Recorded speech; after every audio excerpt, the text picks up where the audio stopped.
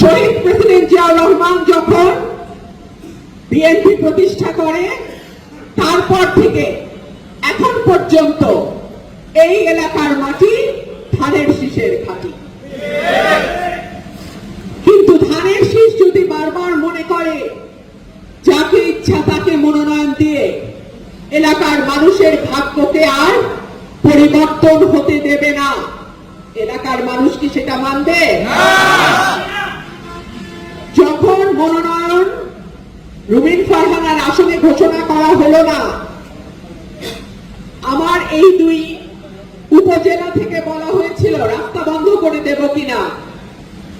আজকে নাসির মুন্সি উপস্থিত আছে, উনি আমাকে ফোন করে বলেছিল আপনার রাস্তা বন্ধ করব। আমি বলেছিলাম না, মানুষের দুর্ভোগ করে আমি কোন সিদ্ধান্ত নেব না, মানুষের কষ্ট হয় এমন কোন সিদ্ধান্ত আমি নেব না, আমার এলাকার নেতা কর্মীদের বিপদে হয় এমন কোন কাজ আমি করব না। কিন্তু একই সঙ্গে এটাও সত্য, আমারও তো একটা রাজনীতি আছে। আমার যেই নেতা কর্মীদের শ্রমে ঘামে কষ্টে আমি আজকে এতদূর এসেছি, এই আসনটার নামই হয়ে গেছে রুমিন ফারহানার আসন, তাদের প্রতিও তো আমার একটা দায়বদ্ধতা আছে। আমার নেতা কর্মীরা যা চাইবে, যেভাবে চাইবে, যা বলবে, যেভাবে বলবে, আমি আমার নেতা কর্মীদের সাথেই আছি, তাদের কথা অনুযায়ী আমি আমার সিদ্ধান্ত নেব।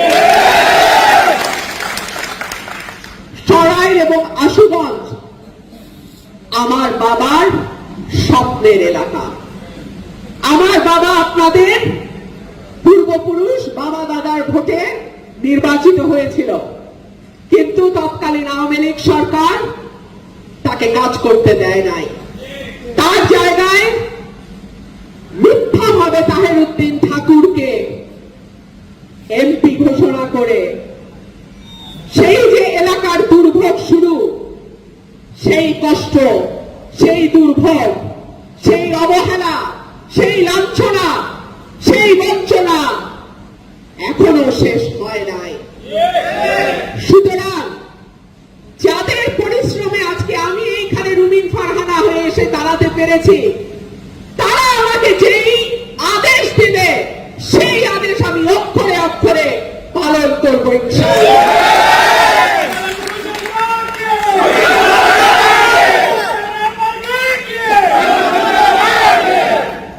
আমি আমার বক্তব্য আর দীর্ঘায়িত করব না। বাংলাদেশ জাতীয়তাবাদী দল আমাদের প্রাণের দল, দেশনেত্রী বেগম খালেদা জিয়া আমাদের মায়ের তুল্য, আগামী রাষ্ট্রনায়ক জনাব তারেক রহমান হাজার হাজার মাইল দূর থেকে অক্লান্ত পরিশ্রম করে দলটাকে সংঘবদ্ধ করে রেখেছে। তাদের কাছে, জিয়া পরিবারের কাছে এই দলের প্রতিটা কর্মীর অপরিসীম ঋণ। সেই সঙ্গে এটাও সত্য, কর্মীরা জানে মালে দলটাকে আজকে 17 বছর ধরে রেখেছে। সুতরাং কর্মীদের ঋণ আমাদেরকেও পরিশোধ করতে হবে। আমি আবারও বলছি, সরাইল আশুগঞ্জের মাটি এবং মানুষের সঙ্গে আমি ছিলাম, আমি আছি, আমি থাকব। আপনাদের সিদ্ধান্তই আমার সিদ্ধান্ত, আপনাদের সিদ্ধান্তই হবে চূড়ান্ত সিদ্ধান্ত। ধন্যবাদ সবাইকে। আসসালামু আলাইকুম। বাংলাদেশ জাতীয়তাবাদী সংসদ সদস্য নির্বাচিত হই আগামী 5 বছর 5 দিনও আমি ঠিক মতো ঘুমাইতে পারবো কিনা সন্দেহ আছে। কারণ হলো এই সরাইল আশুগঞ্জ এবং এই দুই উপজেলার মতো, আশুগঞ্জ তো তাও কম বেশি যাই হোক একটা অবস্থায় আছে, সরাইল উপজেলার মতো 9টা ইউনিয়নের মতো এত অবহেলিত বাংলাদেশে আর কোন উপজেলা আছে বলে আমার জানা নাই। আমি যেই ইউনিয়নে যাই জায়গায় রাস্তা দিয়ে আর হাঁটার উপায় নাই। যাই হোক, আমি শুধু এইটুকুই বলবো, কাজ শুরু হয়েছে। আমি যদি বেঁচে থাকি এই কাজ আমি শেষ করে ছাড়বো ইনশাআল্লাহ। শুধু রাস্তা বা যোগাযোগ ব্যবস্থা না, আমাদের হাসপাতালগুলোতে ডাক্তার থাকে না, ওষুধ থাকে না, আমাদের স্কুলগুলোতে মানে আমি দেখি চুনটা ইউনিয়নে, তারপর জয়দরকান্দিতে পানি উঠে গেছে স্কুলের ভিতরে। এই অবস্থা। এই প্রত্যেকটা জায়গায় কাজ করতে হবে। আপনারা কোনদিন ধানের শীষের বাইরে ভোট দেন নাই, কিন্তু আমাদের দুর্ভাগ্য প্রার্থী যেমন তেমন হয়ে গেছে, কাজ হয় নাই। এইবার আপনাদের কাছে আমার অনুরোধ থাকবে, মার্কা যেমন দেখবেন প্রার্থীও তেমন দেখবেন। মার্কা ঠিকঠাক, প্রার্থী ভুলভাল, এইবার যেন সেটা না হয়। আর আপনাদের কাছে আমার ওয়াদা, আমার বাবা নাই, ভাই বোন নাই, আত্মীয় স্বজন কেউ বাংলাদেশেও থাকে না, থাকি আমি আর আমার মা।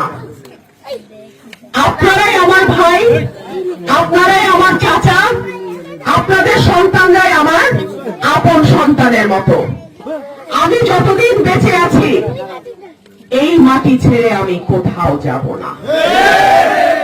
বাংলাদেশে কারো শক্তি নাই এই মাটি থেকে আমাকে দূরে নিয়ে অন্য কোথাও রাখি।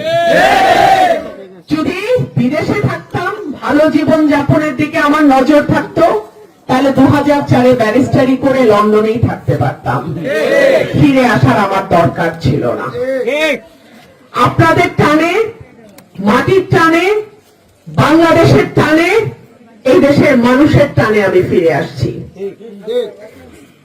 উপরে আল্লাহ, নিচে আপনারা, এই আমার আপনজন।